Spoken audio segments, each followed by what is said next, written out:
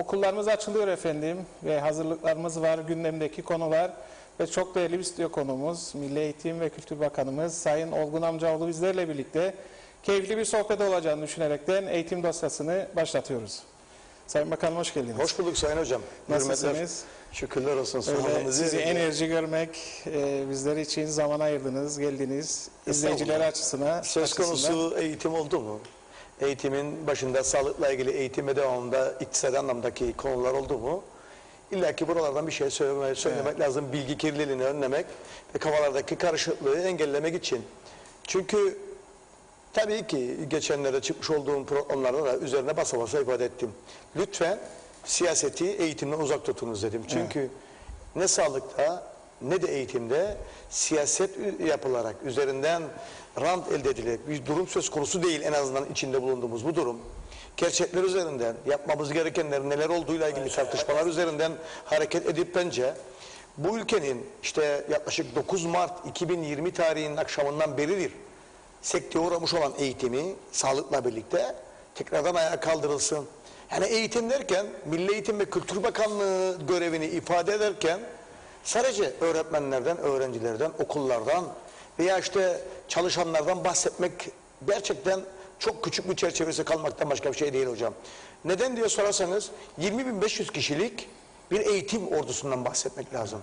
Sadece 82.000'e yakın yüksek öğrenim öğrencisi, 53.000'e yakın ilkokul, orta eğitim, meslek liselerinde okul öncesindeki eğitim alan toplamda 155.500 kişilik bir eğitim ordusundan bahsederseniz bunlar içerisinde elbette ki otobüs şoförleri, redakatçiler dahil olmak kaydıyla kantindeki çalışana kadar olmak kaydıyla 155.500 kişilik bir eğitim ordusunun sokağa inebilmesi adına eskiden yaşanan gerçekler noktasında, eskiden yaşanan doğrular ve normaller noktasında, yeni normaller üzerinden eğitimi kurma noktasında bir şeyleri hayata geçirmek, tekrardan o tekeri döndürebilmek adına adımlar atmak zorunda olduğumuzu bilerek çalışmalarımıza sürekli devam ediyoruz. Daha buraya gelmezden önce uluslararası öğrenci birliklerinin temsilcileriyle bir toplantıdaydık. İşte yüksek öğrenime gelecek olan 142 ülkeden bu adaya gelmesi muhtemel 40.000'e yakın yabancı uyruklu öğrencinin, Türkiye Cumhuriyeti'ne gelecek olan 35.000'e yakın yabancı uyruklu öğrencinin, Türkiye Cumhuriyeti vatandaşı çocuklarımız bu ülkeye girerken yaşanması muhtemel sıkıntılar nelerdir diye günlerdir konuşuyoruz. Sağlık Bakanlığı'nın yetkilileriyle, Bulaşıcı Hastalıklar Üst Komitesi'yle, Tabipler Birliği'yle ve bizim eğitim uzmanlarıyla, akabinde üniversitelerin temsilcileri, rektörleriyle, YÖDAK Başkanı ve yönetim kurulu üyeleriyle bu konular konusunda, yaşanması muhtemel sıkıntılar konusunda hep bir şeyleri söylüyoruz, tartışıyoruz ve kararlar alıyoruz. Dün 9-8-2020 tarihli Enfeksiyon Kontrol Komitesi'nin yapmış olduğu toplantının devamında çıkanlara, kararlara binaen yüksek öğrenimdeki işte dikkat edilecek ve bundan sonraki süreçte nasıl eğitim başlayacak noktasındaki sağlık tarafında kılavuzla hayat buldu. Onlar bize yazılı şekilde bugün olmak kaydıyla 9 Ağustos'ta alınan kararlar resmi olarak Sağlık Bakanlığı yetkilileri tarafından iletildi. Yani bazı adımlar atılırken, başta sağlık anlamında gerekli tedbirler alınırken değerli hocam, okul öncesinden tutun da ilk öğretimden orta eğitimden meslek liselerine kadar ne yapacağızı artık kesin bir dille yazıya dökmüş, yol haritasını belirlemiş durumdayız. Yani bir okuldaki işte 2 kişilik olacak şekilde en az başta da müdür olmak kaydıyla her okulun okul pandemi kurullarının oluşturulacağı. Sayın Bakanım şöyle gidelim isterseniz. Hem çok güzel bir ifade ettiniz hem bir özet verdiniz. Bilgi kirliliğini ortadan kaldırmak her zaman bizlerin de görevi, eğitim dosyası olarak doğru. Özellikle bugün sizleri ağırlamamızda. Çünkü herkes çocukları için endişe değil de hep bir acabalar vardı bu pandemi sürecinde. Haklıdır, ben de bir baba olarak benim de kafamda birçok soru vardı ama geldiğimiz nokta şu, şimdi bir kararlılığınız oldu. 13 Eylül'de ilköğretim, 14 Eylül'de de orta öğretim başlıyor. Üniversitelerle alakalı bir karar var mı? Böyle bir soru var. 21 Haziran 2021 tarihinde 9 maddelik bir karar 21 üniversiteyle birlikte yapılan saatlerce süren toplantılar ve YÖDAK Başkanı Yönetim Kurulu ve Sayın Başbakanımızın da katılımıyla orada istişarelerden sonra ve YÖK Başkanı ve Yürütme Kurulu ile yapılan istişareden sonra 9 maddelik karar açıklandı resmi gazetede. Üniversitelerin 2021-22 güz döneminde eğitime başlarken hangi esaslar çerçevesinde eğitime başlayacağı, öğrencilerin bu ülkedeki eğitimini nasıl alacağı, adaya girerken nelere dikkat edileceği ve bütün öğretim döneminde öğrencilerin yapmakla mükellef olduğu o ilgili kararlar tek tek açıklandı. Bunlar işte bugün de Yakın Doğu'nun kendi uluslararası elektronik hesaplarından da açıkladığı gibi ve bunun gibi üniversitelerin de açıkladığı gibi eğitim yüz yüze olacak. Eğitim yüz yüze olurken öğrenci tamamen eğitim dönemi boyunca adada ikamet etmiş olacak, muhacireti tamamlanmış olacak gibi kararlardan ibaret. Zaten üniversiteler duyurularını yaptı, öğrenci Kesinlikle. kabulleri konusunda adım atıldı orada. Hocam buradaki en büyük endişe, acaba bu hareketli nüfus ki şu anki sürveyans raporlarına baktığınızda, vakaların %80'i 20 ve 40 yaş arasındaki kişilerden müteşekkildir diyor Sürveyans Komitesi'nin raporları. Biz de diyoruz ki evet, buraya Türkiye Cumhuriyeti'nden gelmesi muhtemelen 35 bin öğrenci, diğer 142 dünya ülkesinden gelecek olan 40 bine yakın öğrencinin adaya gelirken aşı prosedürüyle alakalı neler yapılması gerekmektedir.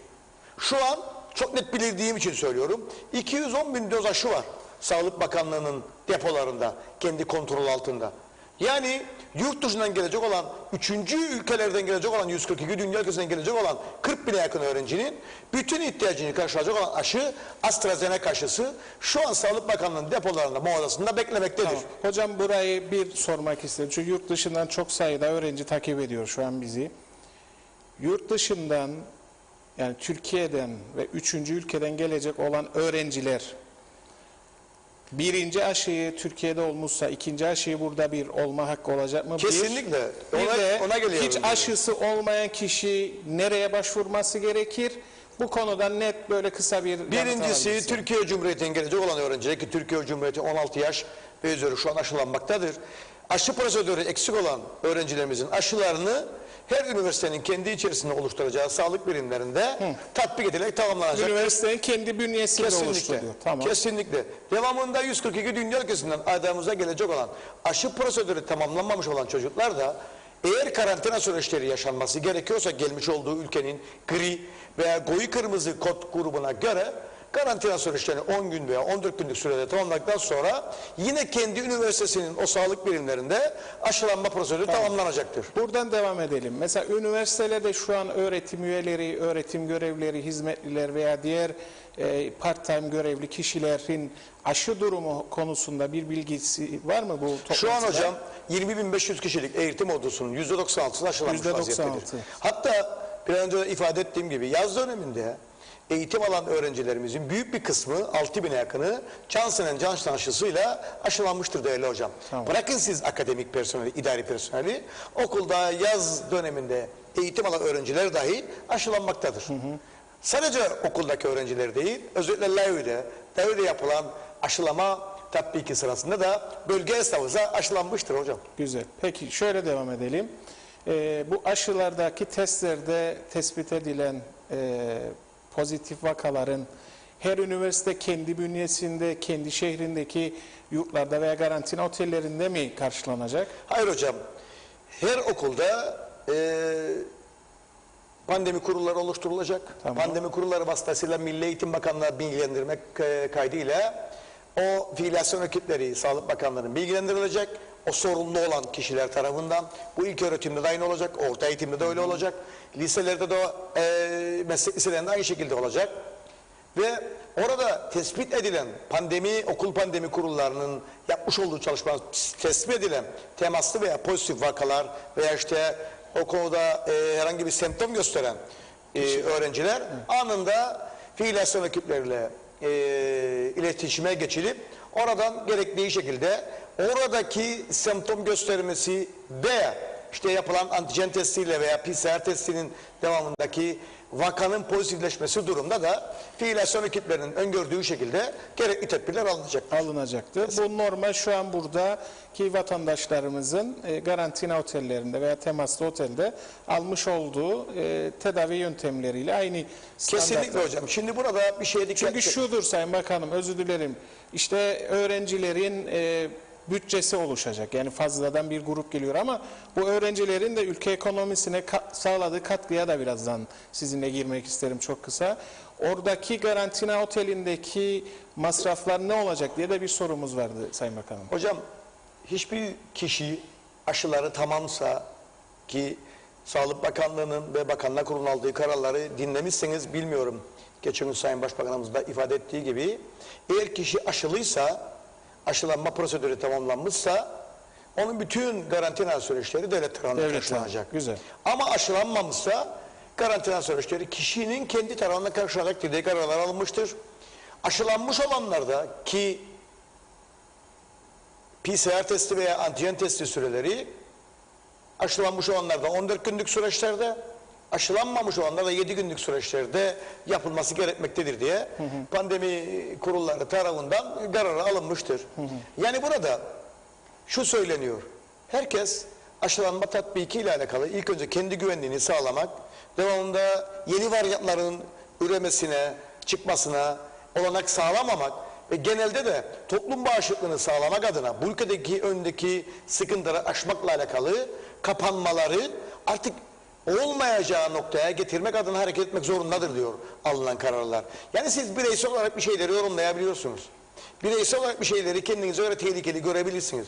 Ama bir baktığınızda olayın bütününe, bugün İngiltere'de aşılanma oranlar %96'lara varmışsa, %90'lar üzerine çıkmışsa ve Türkiye Cumhuriyeti'nde %70'lerin üzerine çıkmışsa ve Kuzey Kıbrıs Türk Cumhuriyeti'nin kendi depolarında 210 binine yakın doz aşı dururken %55 aşılanma oranlarından bahsediliyorsa bence bu ülkenin insanları, şikayet edenleri özellikle ekonomik anlamda yapacağı sıkıntıları, daralmalardan şikayet edenleri, bu ülkenin başta sağlık devamında eğitim %155.500 kişilik eğitim ordusu 1,5 milyar dolarlık bu ülkenin kendi ekonomik hayatına katma değeri sağlayan bu lokomotif sektörü tekrardan hayata geçebilmesi sadece sosyal sigortalar mükellefi olarak kayıtlı olanların %84'ünün bu küçük ve orta boy ölçekli işletmeler çalışırken direkt eğitimle bağlantılı olması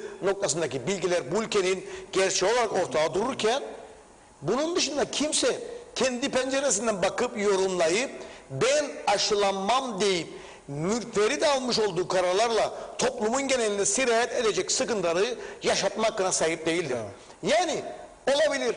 Çok merak ediyorum. Hep de soruyorum. Değerli arkadaşlar diyorum. Buradan da sesleniyorum bütün Kuzey Kıbrıs Türk Cumhuriyeti insanlarına. 3355 kilometre karelik bu ülkenin üzerinde yaşayan bütün insanlarına. 9 Mart 2020 tarihi Mart akşamından itibaren öncesinde yaşadığımız her şeyin bugün hangi eksiğini yaşıyoruz ki eğitim dışında eğitimin kapanması, açılmaması veya eğitimin kapandıktan sonra kapanması gibi konulardan bahsedebiliyoruz. Biz bireysel olarak ki bütün dünyada eşdeğerleri ve emsallerine baktığınızda hiçbir bulaşının sebebi okullar olmamıştır değerli hocam. Siz bir eğitimcisiniz. Sayın Bakanım burada 7 tane makale var bu konuda. Tek tek buldum. Bu program için de özellikle hazırlandım.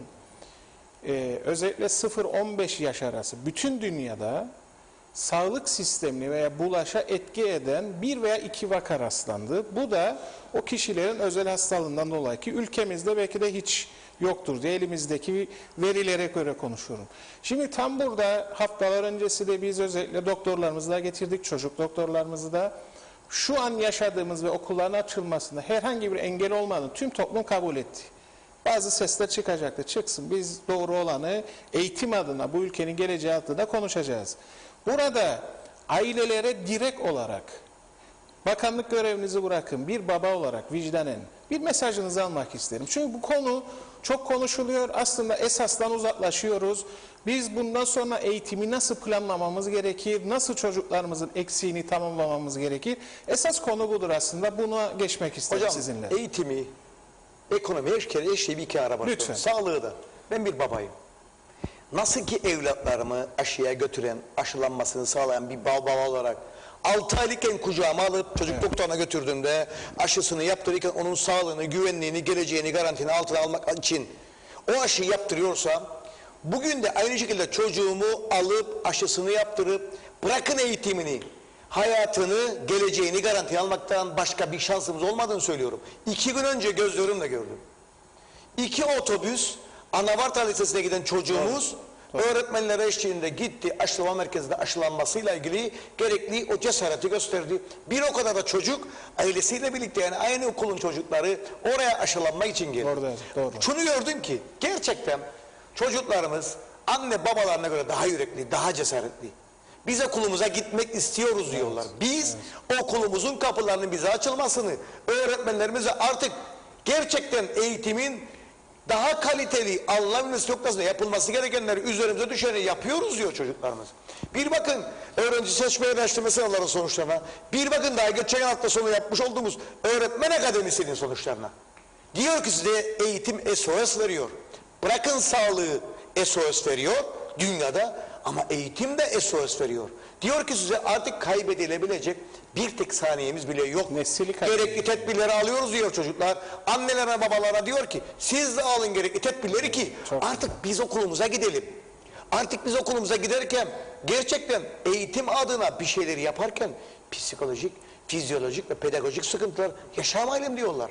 Ve gerçekten inanın, bırakın mali boyutlarını, bu elektronik ortamda online dersi almanın, vermenin psikolojik anlamda aile boyu yaşanan sıkıntılar herkes tarafından bilinmektedir. Özellikle siz eğitimciler tarafından kat bilinmektedir. Kesinlikle. Ve ben buradan bütün öğretmen camiasına yürekten teşekkür etmek istiyorum hocam.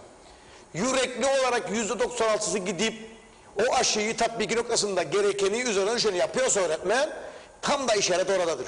Tam da söylenmesi gereken oradadır hocam. Öğretmen diyor öğrencilerle birlikte, bırakın bizi, biz okulumuza gidelim.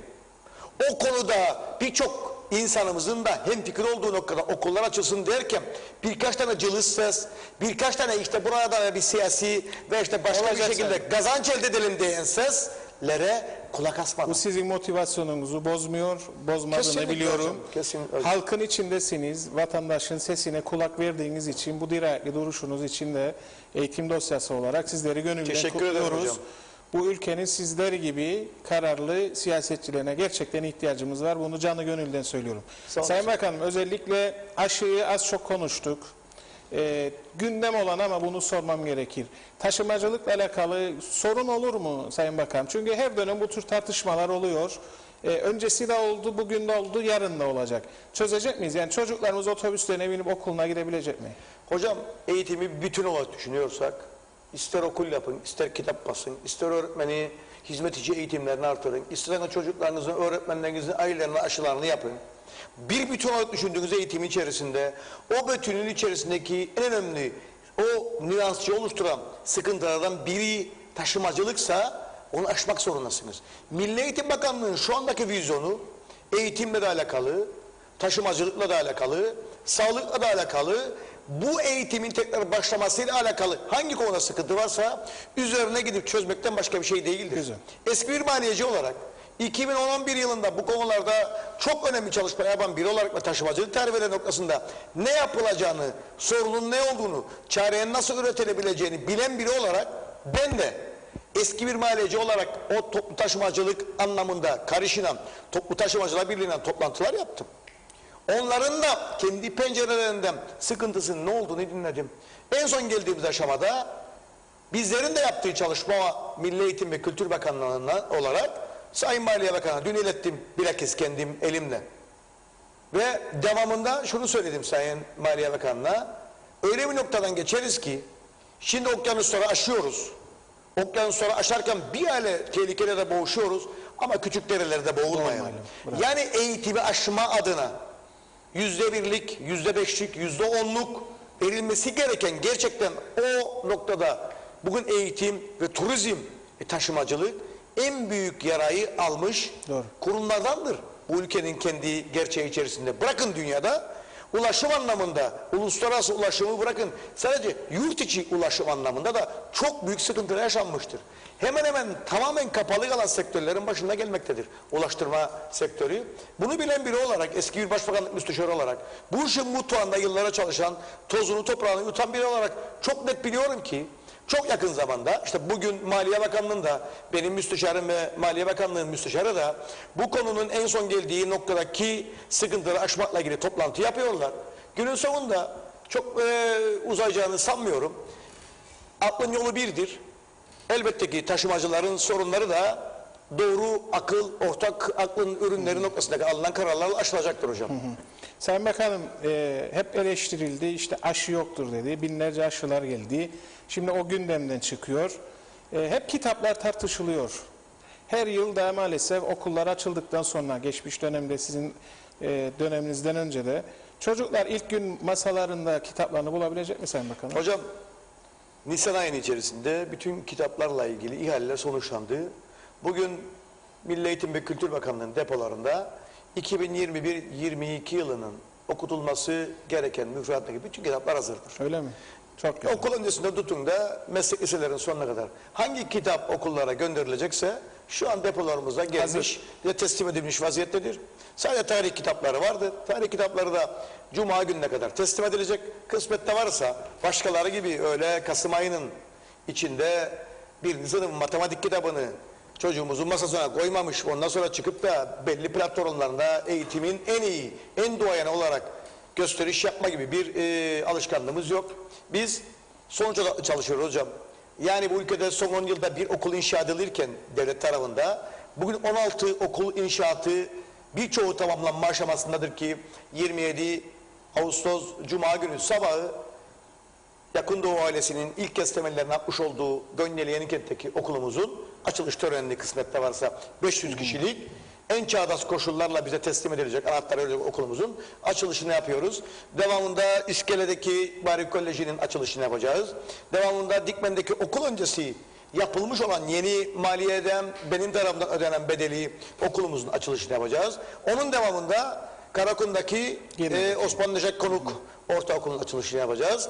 Devamında İskele'deki işte uygulamalı meslek lisesinin turizm bölümü ve bununla birlikte tamamlanan okullarımızı 2022 yıl içerisinde tamamlayıp 16 okulumuzun 8.000 öğrenci kapasitesine hizmet verebilecek şekilde yıllardır yapılmadığı şekilde 25 kişilik sınıflarda pandemi dönemlerinde de eğitimin verebileceği şekilde bu ülkenin hizmetini açmış olacağız. Bunun yanında Ziyamet'teki özel eğitim merkezi ve Yeşilyurt'taki özel eğitim merkezinin yeni inşaatlarıyla da Şubat ayında kısmetse öğrencilerimizi buluşturmuş yani olacağız. bakanlık kadrosu pandemide çay kahve içerek geçirmedi yani Sayın Bakan, değil mi? Kesinlikle Milli Eğitim Bakanlığı'nın bütün kadrosu en alttan en yukarıdaki en yetkili bürokratlarına kadar her saati, her dakikayı, her günü değerlendirmek konusunda canhıraş çalışıyor.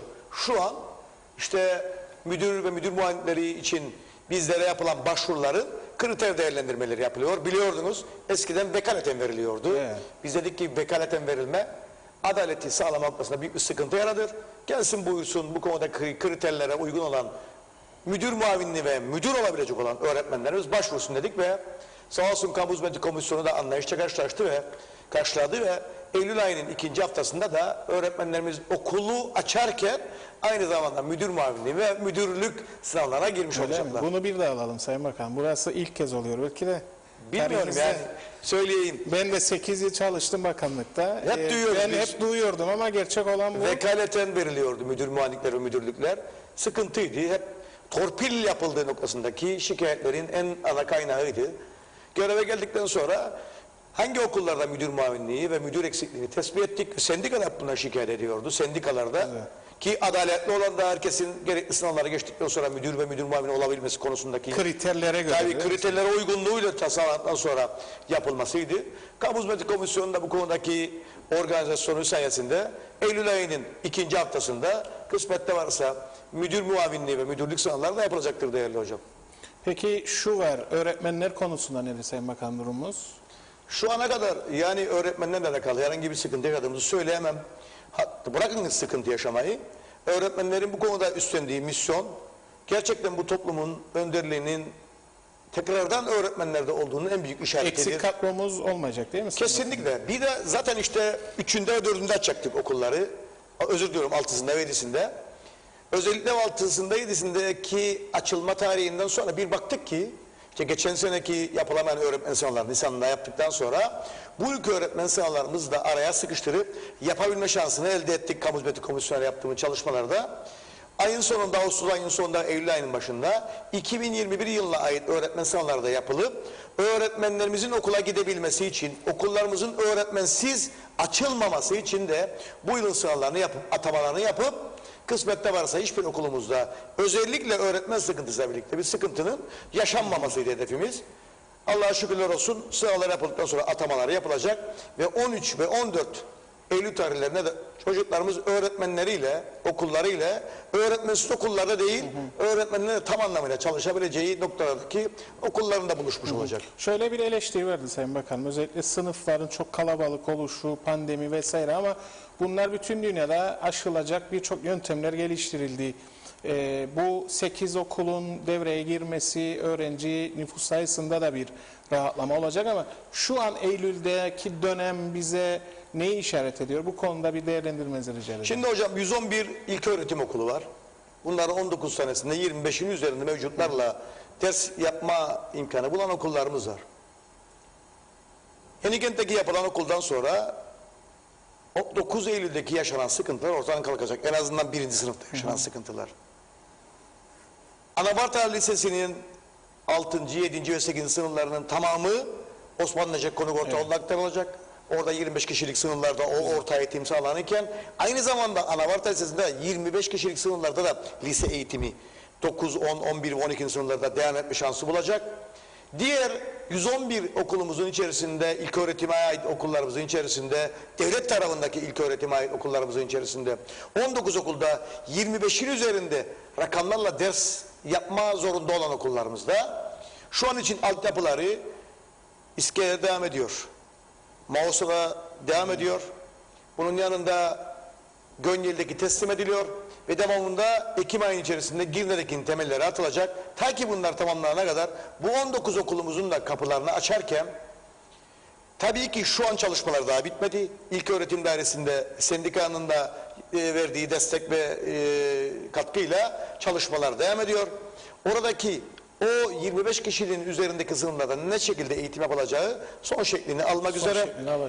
Önemli olan hocam, ister 25 kişilik sınıflarda olsun, ister 25 kişinin altındaki sınıflarda olsun, okullardaki kapılar açılırken, ailelerin çocuklarını okula gönderirken semptom taraması, sıkıntı yaşayan çocuğunu okula göndermemesi, kapıdan giren çocuğun ilgili oluşturulan okul pandemi kurulları tarafından sürekli kontrol edilmesi, herhangi bir semptom gösterip göstermediğine bakılması, sınıfa girerken öğretmeni tarafından ona bu konuyla ilgili dikkat edeceği konuların tekrardan bir aktarılması, maske ve mesafenin ve hijyenin ne şekilde olacağıyla alakalı tekrardan her hafta en az 1 saat öğretmenleri tarafından bu konuda hem ders hem bilgi ve hem de telkinde bulunulmasıdır. Evet. Çünkü okulları açıyoruz. Her yerde olduğu gibi, bir ayakkabı mağazasında olduğu gibi, bir restoranda olduğu gibi uyulması gereken kurallar var.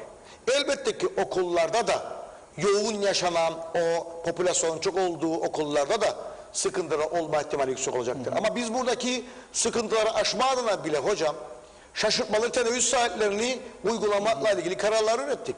Yani 1. ve 2. sınıfların çıktığı saatlere teneffüse 3. ve 4. ve 5. sınıflar çıkmamış olacak. O yoğunluk sağlanmasın. O yoğunluk sağlanır kanalında herhangi bir temas, bulaş olayı olmasın diye de sonuna kadar tedbirleri almış durumda, kararlar üretmiş ve bu konuda gereken muhataplara bunlara paylaşmış durumdayız. Yani ne yapacağımızı biliyoruz hocam. Bu noktada akademik takvim, bu noktada eğitim programı, bu noktada bulaş temas protokolü hazır. Bu saatten sonra sadece yapacağımız şey ilk önce biz ebeveynler, öğretmenler yani büyükler çok daha fazla dikkat edip çocuklarımızı hangi yaş grubundan olursa olsun okuluna gönderirken gerekenleri yaptığımız zaman inanın yaşanması gereken sıkıntılar en asgari düzeyde yaşanacaktır ve eğitim ve tıkır tıkır devam edecektir. Herkes mutlu olacaktır. Yani bir bakın sadece 12. sınıfları bile biz sınava gönderirken 20-21 sezonunun sonunda çocukların sınavdan sonraki çıktıkları saatlerde işlerine karıştım. Beni tanımadıklarını biliyorum. Tek bir ligavetle gittim ve sordum. Nedir durum diye. Herkes mutluydu. Herkes tekrar okuluyla, öğretmeniyle, arkadaşlarıyla buluştuğu için memnundur. Herkes gerektiği şekilde tertibatını almış, korunmak adına üzerine düşeni yapmış durumdaydı. Evet, çocuklardan başlamak kaydıyla bize bulaşıcı hastalıklar üst komitesinin de işte almış olduğu bu bulaş temas protokolü sayesinde okuldaki yakın temasının, düşük riskli temasının o karantina sonrası okula dönüşün ne şekilde ibare edildiği, anlatıldığı süreçten sonra tek yapmamız gereken çocuklarımızı dikkatlice okullarına göndermek, onların okullardaki yaptıklarıyla alakalı öğretmenlere sürekli istişare edip irtibatta bulunmak ve bu süreci sürekli hale getirmekten başka bir şey değil hocam. Çünkü eğitimin artık kaliteli olabilmesi için, sürdürülebilir olması için, yeni gerçekler üzerinden planlanabilmesi için yaşadıklarımız, yaşanacakların da bize bir göstergesi olması durumunda belli. Yani biz o 9 Mart 2020 akşamında hiçbir şeyi bilmeden yaşarken o tereddütleri gerçekten en üst seviyede taşırken bugün yaşananlar, yaşanan gerçekler ve tehlikenin ne olduğunu bilme noktasında artık tedbirlerimizi daha sağlıklı alabiliriz. Bakan burada özellikle öğretmenlerin rutin her yıl hizmet içi eğitimleri yapılıyordu. Özellikle yeni dünya düzeninde eğitimdeki yeni gerçeklere yönelik böyle bir çalışmamız var mı Sayın Bakanım? Böyle bir soru vardı çünkü çok sayıda da mesaj var. Çok uzun uzun yazıyor izleyiciler. Sadece pandemi döneminde hocam, sadece pandemi döneminde 85 hizmet içi eğitimde 60.000 saate yakın 14.000 katılımcının aldığı ders rakamları var. Hizmet içi eğitim noktasında. Yani geçmiş yılların kat be kat üzerinde 85 adet 13.336 katılımcı 59.580 saat eğitim almış. Hizmet içi eğitim almış. Yani sizin bir an önce ifade ettiğiniz gibi işte saldık çayra, meylen gayra, eğlense yatmadı Milli Eğitim Bakanlığı. Milli Eğitim Bakanlığı'nı bırakın 5.864 öğretmenden bahsediyorum ben. Evet. Sadece orta eğitim, ilköğretim ve meslek liselerinde görev yapan. Onlar tamamı bu konuda eksiklerini tamamlama adına yeni normallerde çocuklara ulaşabilme, istişare edip kontak kurabilme adına, desteğini verebilme adına çok büyük bir gayret içerisindeydiler. Hala da öyledirler. Yani yeni normaller üzerinden eğitim şekilleniyorsa, yeni normaller üzerinden almamız gereken tedbirler, farklılıklar gösteriyorsa, evet, bunun üzerine düşeni Milli Eğitim Bakanlığı yetkilileri, çalışanları ve öğretmenler zaten fazlasıyla yerine getiriyor. Sayın Bakanım özellikle eğitim bilimleri, sosyoloji ve psikoloji açısından yaptığımız değerlendirmede çocuklarımız yaklaşık bir buçuk yıldır okullarından kopuk. Ve okullarda bu yüz yüze eğitim başlamasında bir oryantasyon çalışması düşünüyor musunuz bu konuda? Çocuklarınızın o sosyal birbiriyle konuşması, teneffüsü paylaşımı bu yönde bir çalışma var mı? Kesinlikle var hocam. Özellikle şunu söylemek isterim ki Eğitim Bakanlığı'nın icracı müdürleri ve uzmanları bu konuda gerçekten takdire şayan bir çalışma içerisinde. Yani örnek vermek gerekirse ilk öğretimde her haftanın ilk saati öğretmenler bir değerlendirme yapma noktasında ölçme değerlendirme ile birlikte hangi çocuklarımızın işte telafi programları alınması gerektiği noktasında tespitlerde bulunacaklar. Yani şöyle bağlayalım. Çocuklarımızın eksiklerini tespit ederek yeni eğitim öğretim yılı kesinlikle başlayacak hocam. Diyebilir miyiz Sayın Bakanım? Aynen hocam ve devamında telafiye ihtiyacı olan çocuklarımızın o ekstra partisi günü öğleden sonraki etkinlik derslerinde o telafi ile ilgili yoğunlaştırılmış programlar uygulanacaktır. Telafi noktasındaki yapılmalar, ihtiyacı olanlar halledildikten sonra da çocuğun normal prosedürde eğitime devam etmesiyle alakalı programlar uygulanacaktır. Tabii ki her okul, her sınıf kendi içinde bunu öğretmenine yetki vererek şekillendirecektir hocam. Yani bütün dünyadaki gerçeklere baktığınızda bugün 271 okulumuzda 53.000 öğrencinizde evet bu eksiklikler vardır deme noktasında değil de spesifik olarak sınıf bazında değerlendirmeler yapılır. Oradaki telafiye ihtiyacı olan çocuklar belirlendikten sonra programlar şekillenecek. Yani okul merkezli bir eğitim sistemine gidiyoruz diyebilir miyiz? Bu pandemi bize bunu mu öğretti? Aynen hocam, aynen hocam. Yani bölge merkezli, okul merkezli, hatta sınıf merkezli diyebilirsiniz. Niye güldünüz burada Sayın Bakanım? Aklınızdaki sistem miydi bu? Evet hocam, tam da böyle yaraya parmak basarsınız gibi oldu ama çok da iyi bir ifade oldu. Çünkü siz eğitimcisiniz. Ben lep demeden leblebiyi anlayabilecek kapasitedesiniz kesinlikle. Çünkü ben maliye kökenli bir eğitim bakanıyım ama dinlemeyi, gözetlemeyi, dinlerken de öğrenmeyi becerebilme noktasında kendimi çok zorlayanlardanım. Özellikle eğitim adına uzmanlar konuşurken, eğitim için sağlık adına sağlık uzmanları konuşurken ve bu konudaki muhatapları bırakın siz, eğitim beklemez inisiyatifi temsilcileri konuşurken dikkatle dinlerim. Dinlerim çünkü sağlıkçının penceresinden, ailenin, ebeveynin penceresinden, eğitimcinin penceresinden bir maliyeci olarak, iktisadi olarak bırakın siz oradaki iktisadi olarak yarattığı katma değeri, eğitimin yüz yüze yarattığı faydayı ne şekilde görebilecek kadar samimi söylerim. Çok şey duydum, çok şey dinledim. Bu 9 aylık Eğitim Bakanlığı sürecinde hep söylediler. Ulaştırma Bakanlığı müsteşarı olurken de ulaştırmadan anlayan biri olarak oralara gitmem gerektiğini söylediler.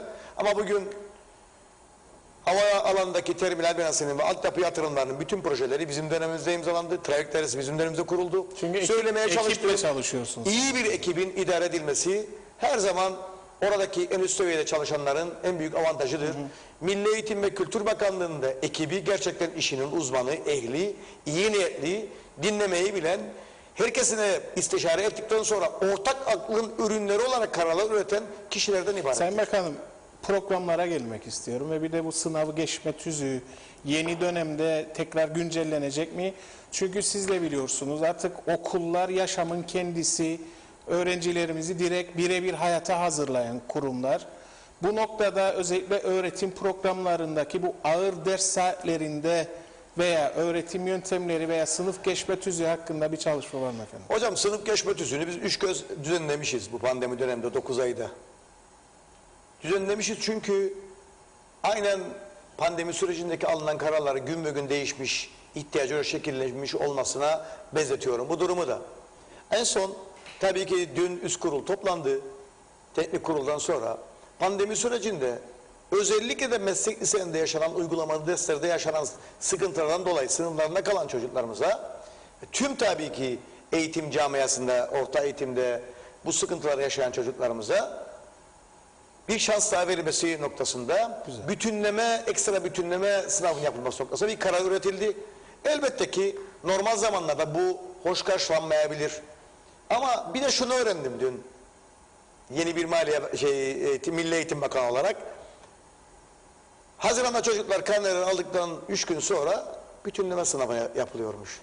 Yani 5 ayda çocuk öğrenemediğini, başaramadığını 3 günde nasıl başarsın da bütünlemede başarılı olsun ki? Eskiden olduğu gibi Eylül ayında neden bunlar olmasın diye konuşuldu. Ben de orada gerçekten ilk kez duydum hayretler içerisinde.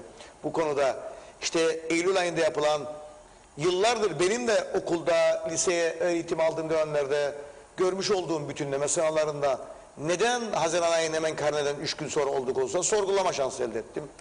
Bunlar bence sıkıntıydı. Ama illaki sınıf geçme tüzüğüyle alakalı bir düzenleme yapılması zorunludur diye gördük. Orada herkesin ortak bir konsensüs içinde üzerinde durduğu noktada tekrardan en kısa zamanda işte yeni 2021-22 eğitim sezonu açıldıktan sonra daha detaylı, daha konsantre olmak kaydıyla bu konunun üzerine muhataplarla birlikte eğilip günün şartlarına, çağın gereklerine uygun bir tüzüğü hayata geçirmesinden başka bir şey değil. Ben Hasan Küçük olarak bir değerlendirme yapmak isterim. Akademik eksikliği her çocuk süreç içerisinde tamamlar diye düşünüyorum bir akademik yılda. Ama beceri gibi, beden eğitimi, spor, müzik gibi dersleri bana göre bu süre uzarsa çok gerisinde kalır. O duyusal zekasına da psikomotor gelişimine de etkiler. Özellikle bu süreçte çok geri kaldık. Ben de bir veli olarak. Özel bir çalışma var mı Sayın Bakan? Mesela bir okul sporların gelişimi, spor, müzik, resim gibi derslerin birazcık daha artması, özellikle ilköğretim çağındaki çocuklarımız için o kaygıyı taşıdığım için özellikle bu soruyu sormak istiyorum. Şimdi üzülerek bir şey söylemek isterim değerli hocam. Takım sporlarının yapılması şu an için Bulaşıcı Hastalık Üst Komitesi tarafından henüz müsaade edilmemiş bir durum. Yani en azından bireysel ve teması olmadığı sporların yapılmasıyla ilgili bir sıkıntı yok. Tamam. Veya eğitsel faaliyetlerin yapılmasında, resim dersinin, müzik dersinin yapılmasında herhangi bir sıkıntı yok.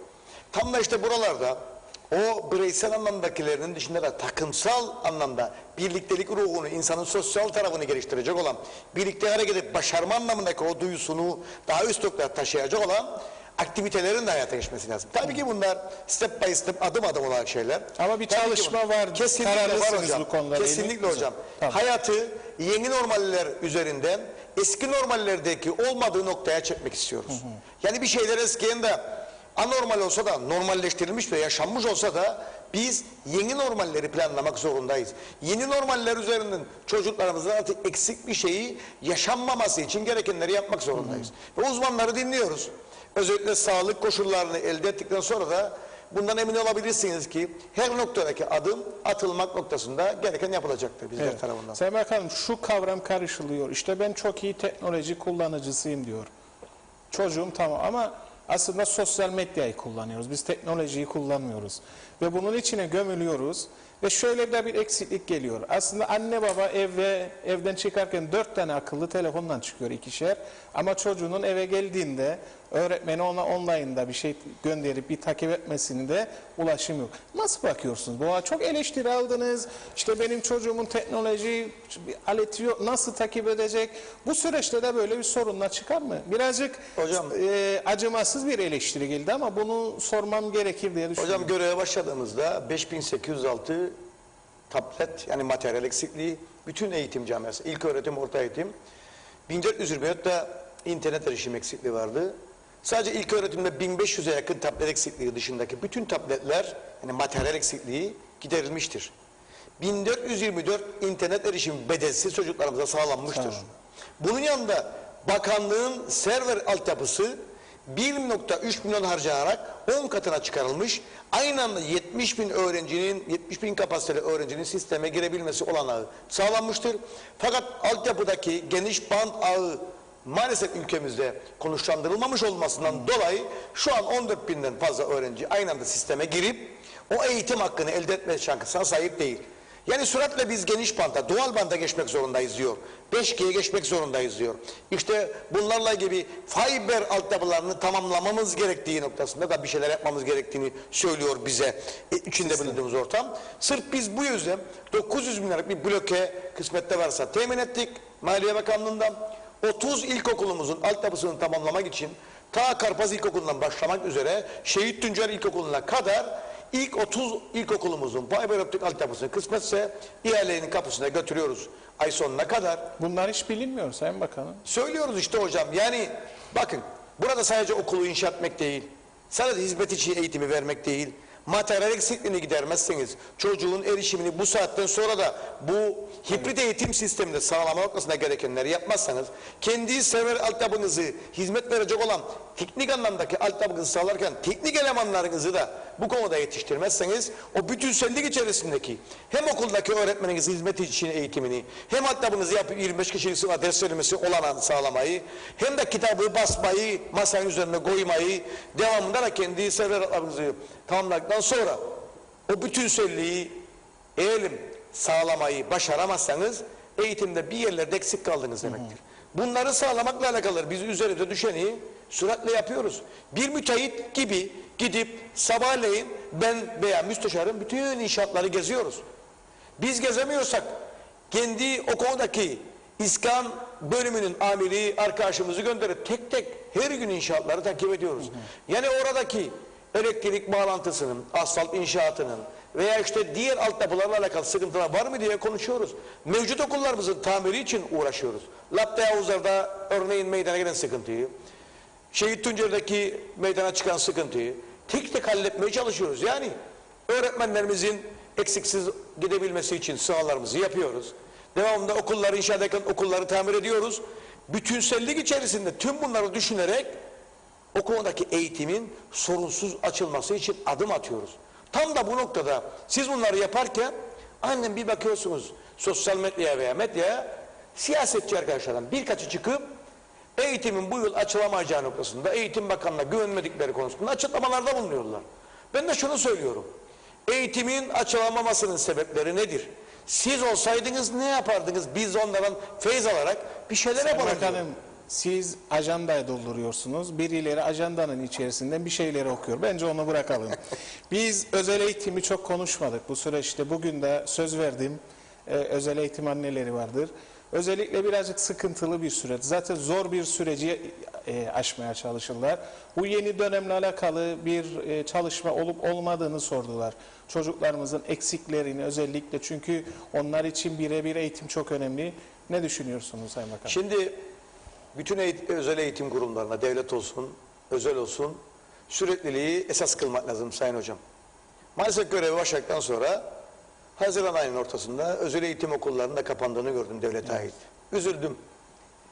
Özel eğitim bir tek gün bile kapatılmayacak bir eğitim merkezi. Otizmli çocuğu olan bir arkadaşım aradı Karpaz'dan. Telefonda gözyaşlarına boğulurken arkasında kızının çığlıklarını duydum. Okulumu isterim diye attığı çığlıkları. Tabii ki bakanlığa gittikten sonra, ben de yeniyim ya o günlerde, neden kapandığını sordum.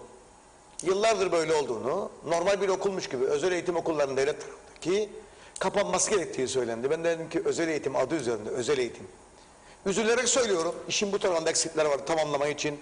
O mevzuattaki eksikleri tekrardan düzenlemek için çalışıyoruz. Bunun yanında düşünün siz, bir ülkede özel eğitimle alakalı 20'ye yakın kurum varken, 2000'e yakın hizmet alan çocuk varken, sadece özel eğitim başlığı altında bildiklerimiz, bu memleketin farklı gelişen bireylerle alakalı, yani özel eğitimle alakalı bir yasası yok. Bütün çalışmalar yapılmış. 13 O yıl önce konudaki hazırlandı. bütün komite çalışmaları tamamlanıp bir karar noktasına gelip evet dedikten sonra genel kurula çıkacak olan en önemli yasadan biri olan özel eğitimle alakalı yasa hala daha geçmemiş bu ülkede. Çırpınıyoruz. Komite çalışanlarına, bu konudaki siyasilere, hükümetin bir kabinedeki görevlisi olarak yaptığımız baskılara rağmen maalesef hala daha genel kurula o ilgili yasayı götüremiyoruz. Yani illaki o yaşanan sıkıntıların bir benzerini bizler de mi yaşamamız lazım? Hayır, bu kader Bizler de olamaz. bir özel eğitim gereksinimi olan farklı gelişen bir bireyin ailesi olarak mı bunları daha iyi anlayabilmemiz lazım? Şimdi sizin söylediklerinizi anlayabilmek için birebir empati kurmak gerekir. Bunu yaşamayan insanlar da niye özel eğitim okullarını kapatmıyorsunuz diye de eleştiri geldiğinde ben doğal karşılarım. Varsın biz bu alanda yaptığınız çalışmaların en başta takipçisi ben olmak isterim. Çünkü çok önemli. Özel eğitim çocuklarına verilen değer bir ülkede gelişmişliği gösterir. Hocam, Sayın Bakanım. Ziyamet'teki özel eğitim merkezine gittiğim öğretmenlerimiz canhıraş çalışılan nerede? 2 katlı bir hanede. Evet. Yani orada özel eğitimin yapılabilmesi gerçekten çok zor, imkansız gibi bir noktada. Hemen Ziyamet bölgesinin 2 kırsal kesim arazisini sağ olsun İçişleri Bakanımız Sayın Kutluören, buradan da ona çok büyük teşekkürlerimi iletmek istiyorum. Anında Milli Eğitim Bakanı'na devrettiler. Projesi kısmette varsa o da ay sonu Merkez Eyalet Komisyonu kapısına gidiyor. Yine Yeşilyurt'taki özel eğitim merkezimizi ziyaret ettiğimizde CMC'den kalan bir binanın içerisinde yine oradaki öğretmenlerimizin çok meşakkatli çalışmaları ve bölgedeki iş adamlarının desteğiyle eğitim verilmeye çalışılıyordu. Geldiğimiz noktada sağ olsun çok değerli iş adamlarımız o bölgeden hemen bu konuda bizlerle ilgili protokol imzaladılar. Yeni bir arazi tahsis ettik okulun hemen bitişinde. Kısmette varsa önümüzdeki ay temellerini atıp onun inşasına başlayıp Şubat ayında Yeşilyurt'taki çocuklarımızı ve öğretmenlerimizi oradan özel eğitim alma konusunda buluşturmak istiyoruz.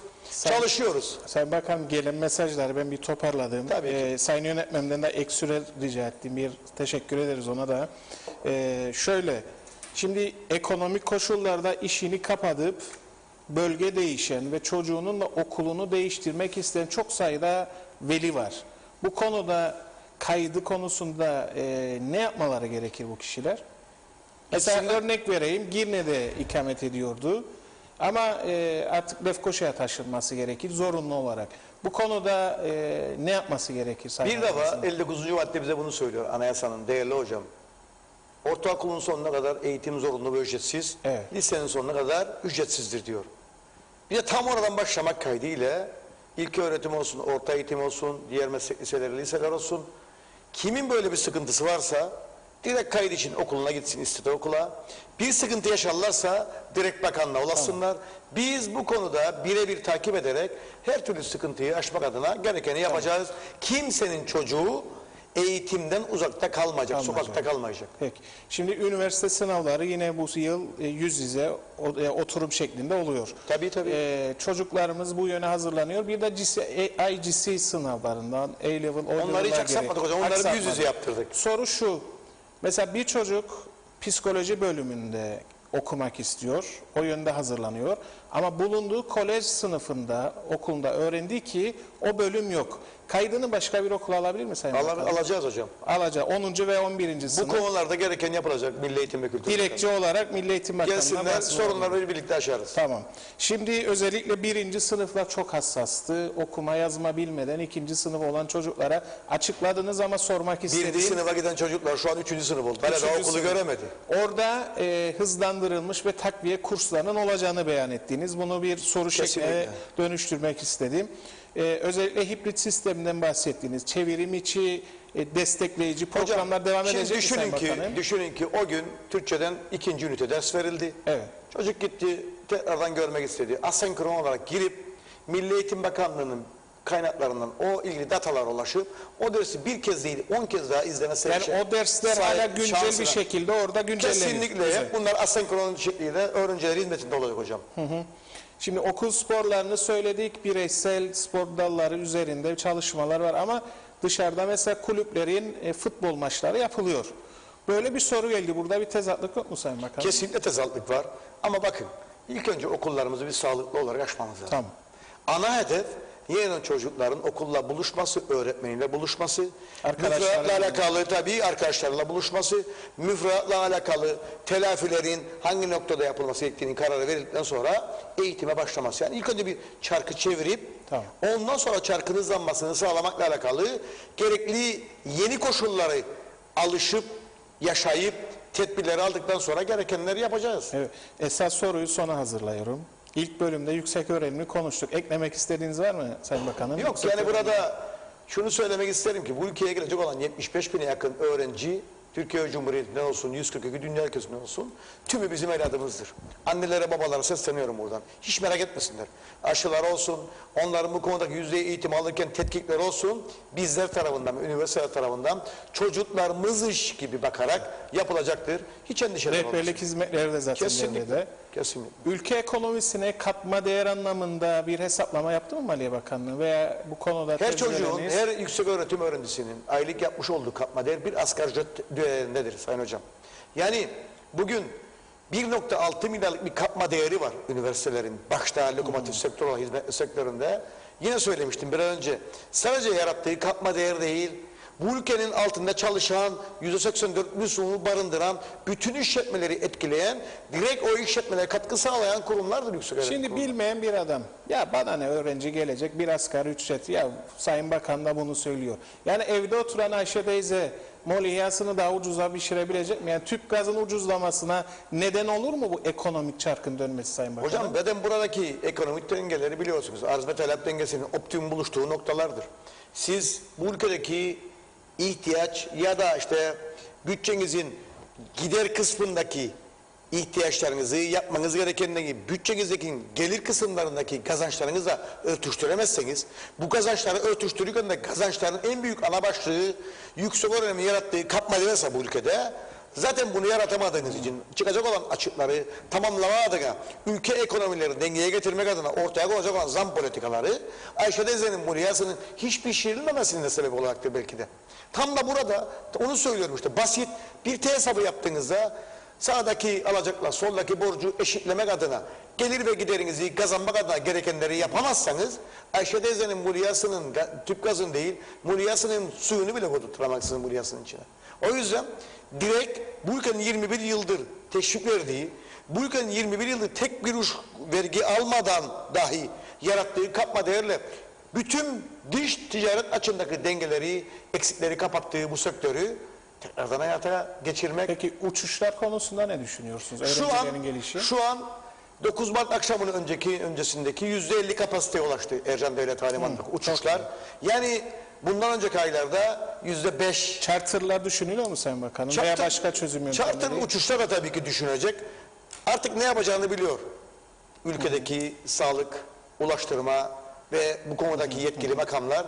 Yani dünya neyi yapıyorsa ve bu ülkeye gelen aşısız bile olsa çift PCR'la %94'lük bir korunma sağlayabiliyor diyorsa sürveillans raporları %16'lık aşısız bile olsa riski alıp bu ülkenin artık gereklerini yerine getirmekten başka bir Tecrübe şans ettik yoktur. diyoruz. Kesinlikle. Bu bir öğreti süreci. Kesinlikle aynen öyle. Sayın Bakanım, son sorum şu. Şimdi yeni dünya düzeninde biliyorsunuz artık nitelikli insan gücüne ihtiyacı var bir ülkenin. Çünkü bilgi çağındayız.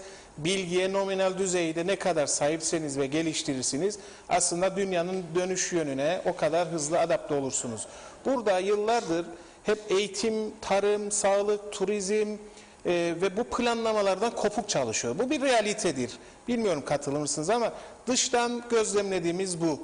Bu konuda örneğin tarım politikalarını belirlerken Eğitim Bakanı'nın bir rolü olacak mı Sayın Bakan yeni düzende? Şimdi değerli hocam, eğer bir ülkedeki kalkınmayı ekonomik anlamda daha müreffeh seviyeye ulaşmaya hedefliyorsanız gerçekten çok önemli başlıklardır. Eğitim, tarım, üretim, sağlıktan sonra yapmanız gerekenler ki bu ülkedeki, bu dünyadaki de gerçek budur.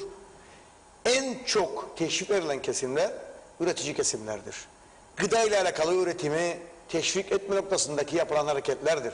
Bir ülkede diyor, eğer siz bu konudaki üreticiye destek verirseniz ülkenizdeki yaşanması muhtemel açlıklarla alakalı ve dünyadaki en azından 6'da 1'ine tekabül edecek o gıda eksikliğini telafi etme adına çok büyük bir hareket yaparsınız diyor.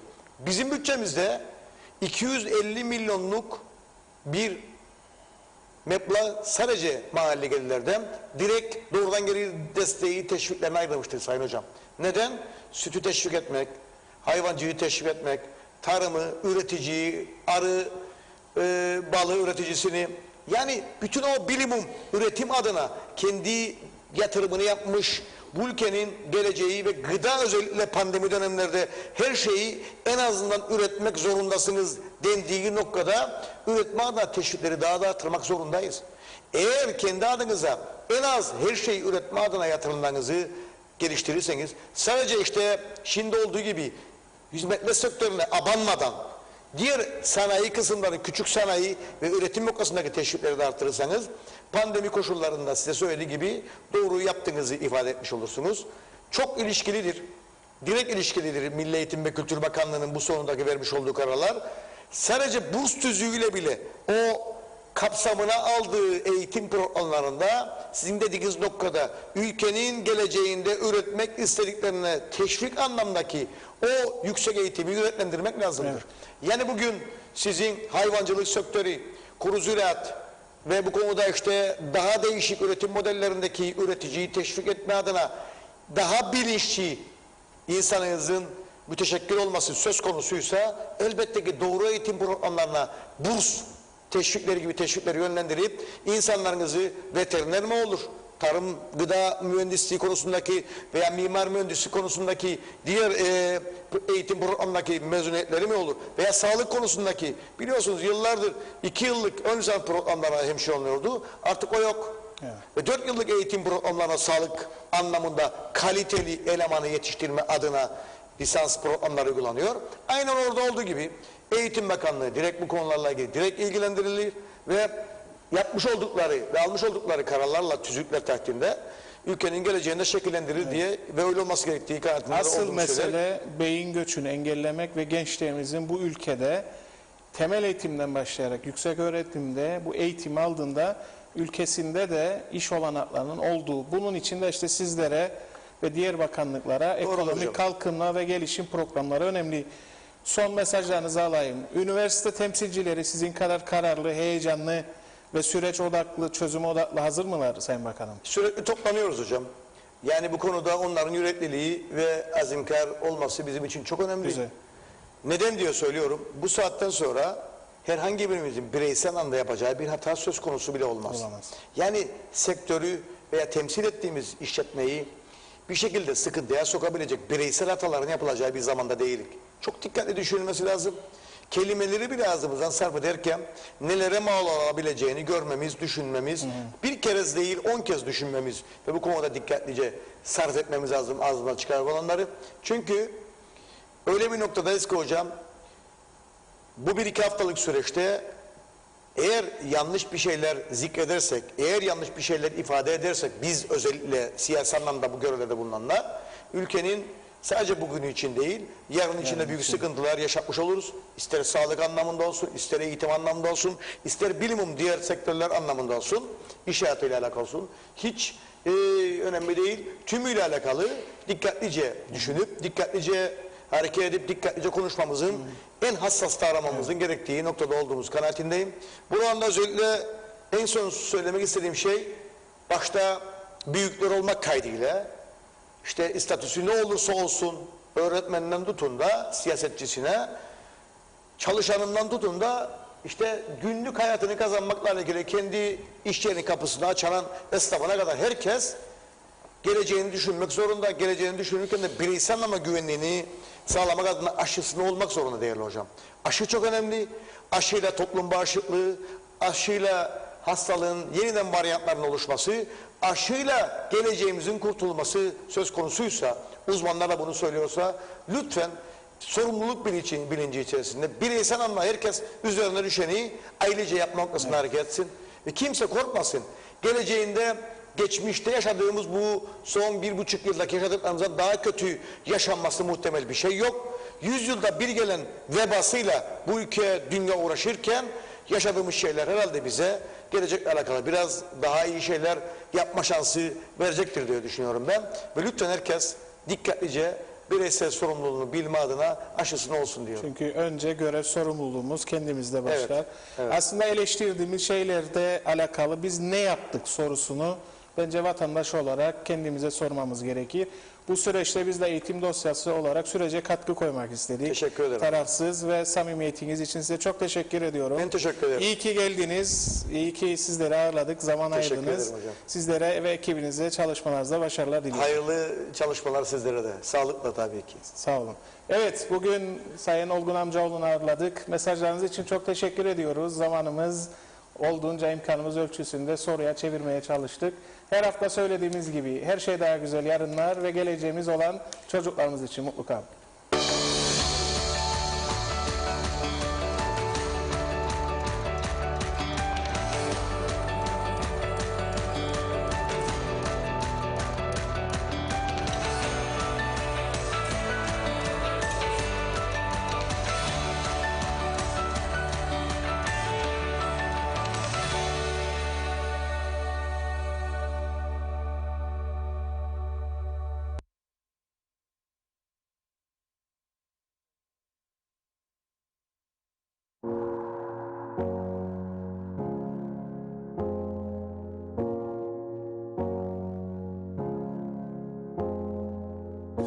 Bella Pais Rezidans en yüksek standartlardaki mimarisi, mükemmel deniz ve dağ manzarasıyla hayallerinizi süsleyen Akdeniz'in incisi konumunda bir konut projesidir. Bella Pais Rezidans, Girne'nin en prestijli bölgesinde 5,5 dönüm arazi üzerine yapılmış, 4+1 ve 2+1 penthouse opsiyonlu 20 adet lüks rezidanstan oluşmaktadır. Bella Pais Manastırı'na giden ana yolun üzerinde ve Girne'nin merkezine sadece 5 dakika uzaklıkta, ayrıca Ercan, Larnaka Havalimanlarına, Karpaz Gate Marina ve Korenyum Golf and Beach Resort turistik tesislerine kolayca erişim mesafesinde olan, bulunduğu bölgenin en yeni ve özel projesidir. Doğa içerisinde yer alan olimpik ortak bir yüzme havuzu, ışıklandırılmış ve çevre düzenlemesi yapılmış şekilde organik meyve ağaçlarına sahip, içinde limon, portakal, incir, guava gibi birçok ağaçların bulunduğu, geniş oturma, piknik ve barbekü alanları bulunmaktadır. Ayrıca emniyetli ve etrafı çitle çevrili bahçeleri içinde yer alan bir çocuk yüzme havuzu ve oyun alanıyla sizlere hayalinizdeki yaşamı sunmaktadır. 4+1 rezidanslar 30 metrekarelik balkon, 15 metrekarelik yeraltı depolama alanı, 50 metrekarelik özel sonsuzluk havuzunu sizlerin hizmetine sunmakta ve her apartmanda 4 yatak odasına sahip giyinme odaları, 3 ebeveyn banyosu ve 230 metrekare yaşam alanı bulunmaktadır. Toplam yaşam alanımız 275 metrekaredir. 2+1 rezidanslar geniş bir yelpazede ahşap gömme dolapları ve 120 metrekare sahip 2 yatak odası olan büyük bir yaşam alanıdır. Deniz ve dağların eşsiz manzarasını sunan geniş sürmeli kapıları ve yüksek tavanlı camlarıyla 130 metrekarelik terasa sahiptir. Toplamda 2+1 dairelerimizin silinebilir yaşam alanı 250 metrekaredir.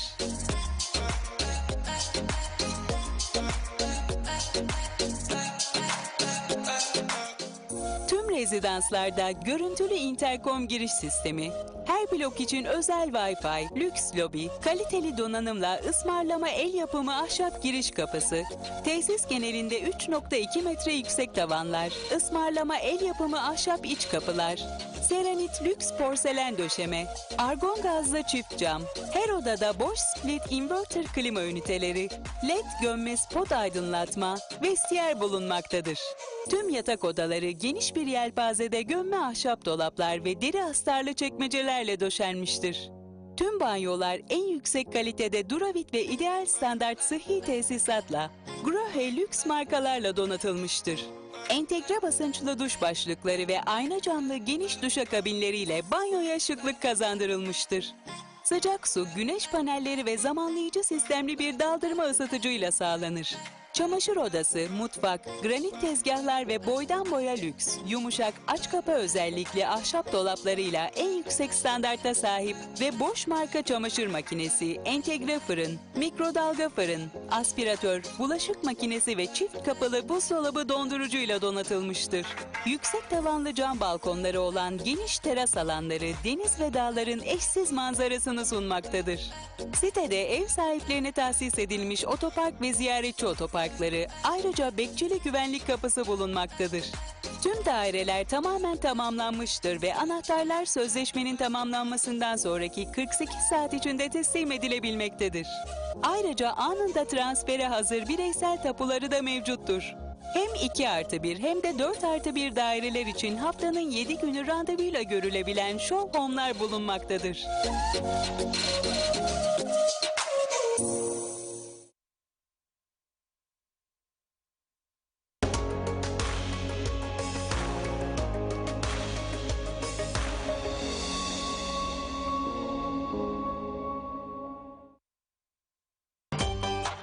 Hafta sonu içecekleriniz gazeteniz Diyalog'tan. Hafta sonu keyfinizi serinleten hediyelerimizle tatlandırın. Her cumartesi 1 litre 7 gün. Ve her pazar 1 litre Pepsi gazeteniz Diyalog'la hediye. Gazetenizi ayırtmayı unutmayın. Size temizlikte tüm alışkanlıklarınızı değiştirecek harika bir haberim var. Temizlediler evimi, hiç üzmediler elimi. Ferah bir sabah nefesi, Rixol yeniledi giysileri. Banyoda, mutfakta, çamaşırda, bulaşıkta. Hijyenin adı Rixol, keyfim bol. Akdeniz'in yenisi, tartışmasız en iyisi. Hoş geldin Rixol ailesi. Hey! Rixol siz ve sevdikleriniz için güvenilir hijyeni evinize getirecek. Hoş geldin Rixol ailesi. Hey! Rixol.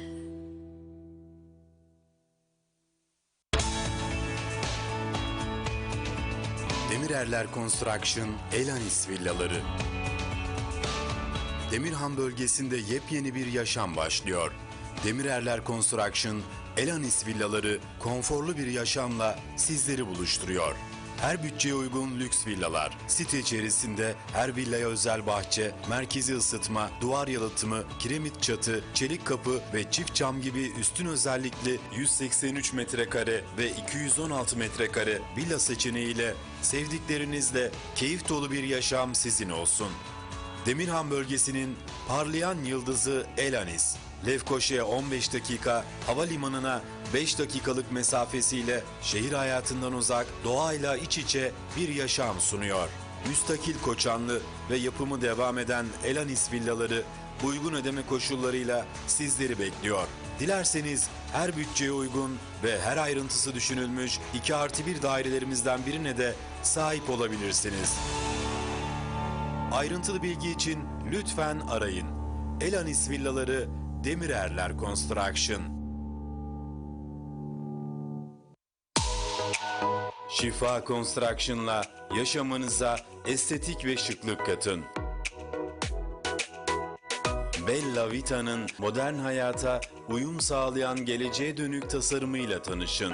Mükemmel lokasyonu, modern çizgileriyle akıcı bir estetik tarza sahip olan bu harika 3+1 ve 4+1 villalar, havuz alanına bakan yaşam alanlarıyla ev sahiplerine benzersiz bir lüks ve konfor sunuyor.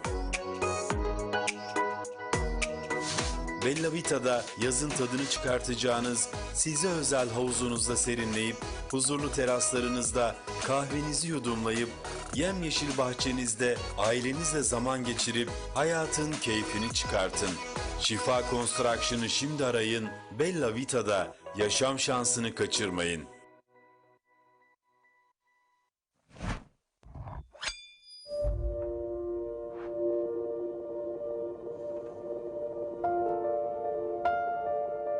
Babam hatırlıyorum evimize bir bilgisayar getirmişti. O zaman beni büyülemişti hatırlıyorum. Nasıl çalışıyorlar, nasıl ediyorlar acaba içeriklerine girmeye başladım ve bu beni çok çekti. Dedim ki ben ileride bilgisayarla ilgili bir şeyler yapmak istiyorum. Kesin bundan eminim demiştim çocukluğumdan daha.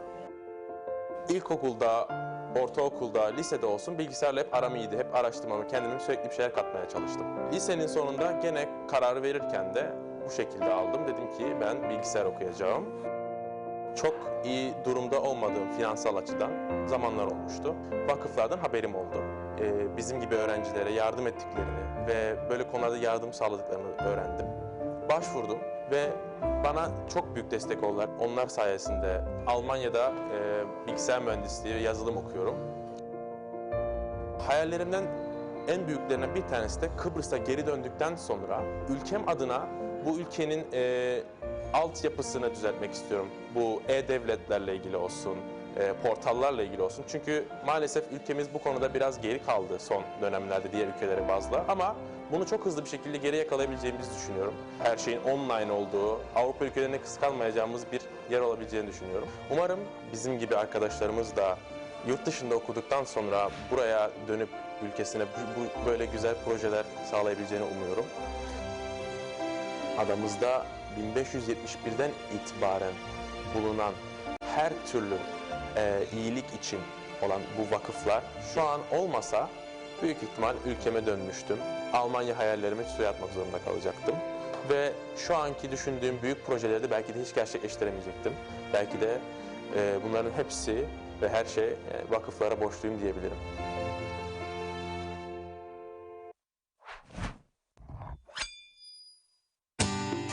Kıbrıs'ta teknoloji alışverişini en uygun fiyatlarla yapmanın keyfini yaşayın. Teknogold teknoloji mağazaları 2015'ten beri profesyonel kadrosu, yenilikçi yaklaşımı ve geniş ürün yelpazesiyle Kuzey Kıbrıs Türk Cumhuriyeti'nde hizmet veriyor.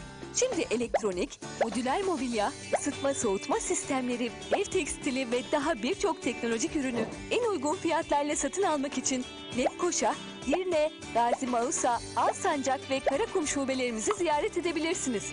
Ya da online alışveriş sitemiz teknogoldonline.com adresine girin, binlerce ürün arasından dilediğiniz ürüne kredi kartına taksit imkanı ve tüm Kuzey Kıbrıs'a kargo avantajıyla en hızlı şekilde ulaşın.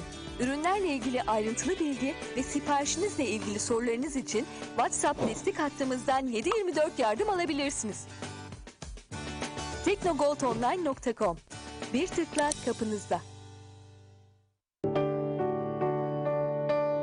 Diyalog Gazetesi, Vefat İlan Servisi en uygun fiyatlarla hizmetinizde.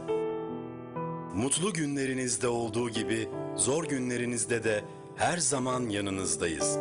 Vefat, başsağlığı ve anma ilanlarınız için tam sayfa ilan 400 TL, yarım sayfa ilan 220 TL ve çeyrek sayfa ilan 100 TL. Diyalog Gazetesi Vefat İlan Servisi için iletişim hattı 0533 853 5410 0392 444 44 49.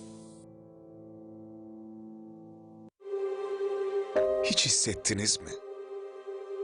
Toprağın sessizliğini, rüzgarın esintisini, sonbaharda düşen ilk yağmur damlasını. Hiç hayal ettiniz mi? yeşeren ilk fidanı, çiçeği açan ilk meyveyi, yüzyıllara meydan okuyan zeytini, emeği, alın terini. İlk günden beri hissediyoruz. Daha iyisinin hayaliyle durmaksızın çalışan bizler, hayatlarınıza dokunabilmenin eşsiz hissini içimizde taşıyarak her yeni güne aynı heyecanla, aynı sorumlulukla başlıyoruz. Ve toprağın bize sunduklarını 27 yıldır güvenle sofralarınıza taşıyoruz. Kiler Süpermarket. Kaliteli ürün, uygun fiyat, iyi hizmet.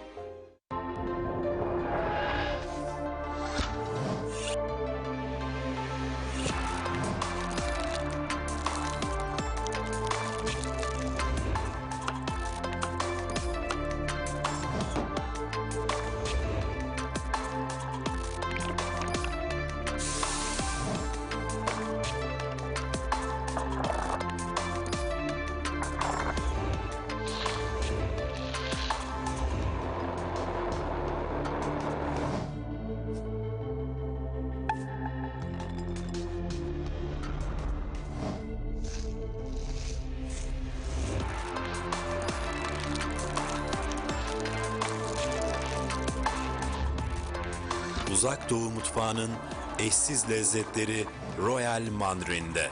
Rezervasyon için 0392 650 40 0 Merit Royal. En doğru habere en hızlı ulaşabilmeniz için Alo Diyalog hizmetinizde. Çağırın, gazeteniz Diyalog ayağınıza gelsin. Marketlere çıkamayan vatandaşlarımızı dikkate alarak Lefkoşa bölgesinde gazetenizi evinize getiriyoruz. Alo Diyalog iletişim hattı 0533 853 54 10. Gazeteniz Diyalog sadece 4 TL.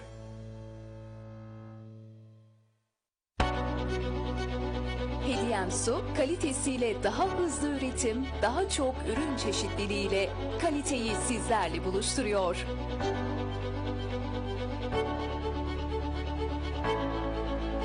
Doğanın hediyesi. Kaynağından sofranıza. El değmeden Kıbrıs'ın en çok tercih edilen markası.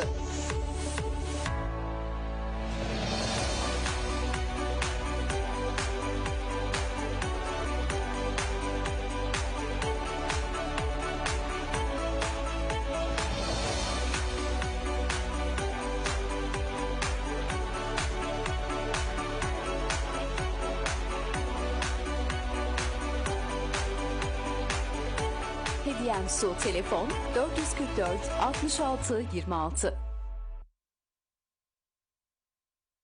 Mutfaktan bir şey isteyen var mı? Türkiye'de Pepsi içmeyen kalmasın istiyorum. Beyaz. Sadece beyaz değil, Pepsi'nin yeni yüzü beyaz. Kızlar! Birer Pepsi alır mı? Evladım, yavrum. Kol böreğim o. Pepsi'siz gitmez o. Efendim muhteşem bir aile, harika bir yemek. O zaman bu da benden size. Geç oldu çünkü benim dönmem lazım. Afiyet olsun. Havada karada herkes Pepsi içiyor. Ya siz? Oo, zaten içiyor musunuz ya? Çek. Siz tadım testine gelmiyor musunuz gençler? Tadım testleri başladı mı? Başladı tabii. Ben başlattım. Pepsi içmeyen kalmayacak demiştim değil mi? Hepsi bir yana, Pepsi bir yana. Pepsi!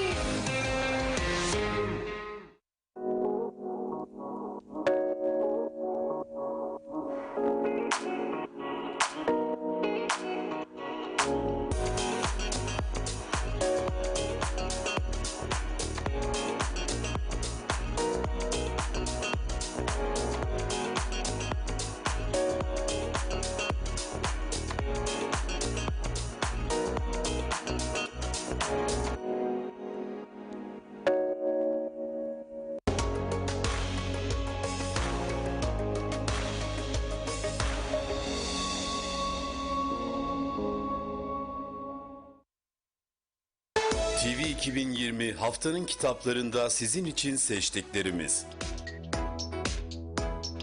Elit, Arka Sıradakiler, yazar Abril Zamora. Las Angeles'ta geçen aşk, kıskançlık ve entrika dolu. Alışıldık bir dönemin ardından yıl sonu partisinde her şeyi gölgede bırakan bir şey olur. Marina havuzun başında ölü bulunmuştur. İşe öğrencileri tek tek sorguya çekmekle başlayan müfettişin bütün planları eline geçen isimsiz bir günlükle alt üst olur. Günlüğü polise kim getirmiştir? Günlüğün sahibinin cinayetle bir bağlantısı var mıdır? Marina'dan neden bu kadar nefret ediyordur? Parçaları birleştirmek için filmi yılın başına sarmak zorunda kalan müfettiş, hikayeyi bu kez bir de arka sıradakilerin ağzından dinlemek zorundadır. Tılsımlı Orman, yazar Enid Blyton. Üç kardeş, Joe, Beth ve Franny, yeni taşındıkları evin yakınlarındaki Tılsımlı Ormanı ve oradaki sihirli uzaklar ağacını keşfederler. Öyle uludur ki uzaklar ağacı, içinde pek çok yaşayan vardır. Balperi, Kim Bilir Kim Bey, Çalkadur Hanım, Aysurat. Çocuklar ağacın bu ilginç sakinleriyle tanışırken olağanüstü bir keşif daha yaparlar. Uzaklar ağacının üst dalları sıradışı ülkelere uzanır. Sihirli Uzaklar Ağacı serisinin bu ilk kitabında tılsımlı ormanı keşfetmeye, görkemli uzaklar ağacının tepesine gelen ülkeleri çocuklarla birlikte ziyaret etmeye ne dersiniz? Dönme dolap ülkesi, seç beğen al ülkesi, doğum günü ülkesi hepsi birbirinden acayip, bir o kadar da gizemli. Sihirli Uzaklar Ağacı'nda her şey mümkün. İsimler Evi, yazar Colm Tobin. Anne, baba, oğul, kız kardeşler. Clytemnestra, Agamemnon, Orestes, Iphigenia, Elektra. O büyük hikaye. Asklos, Sophokles ve Euripides'ten sonra bu kitapta İrlandalı yazar Colm Tobin'in kurgusal dehasıyla bir kez daha şekilleniyor.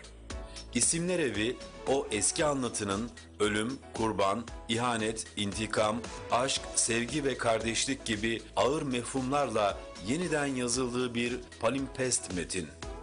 Tobin, kanla kalp, halle hayal arasında gidip gelen kahramanların yaşamından dokunaklı sahneleri, her birine aynı hassasiyetle yaklaşarak tüm çıplaklığıyla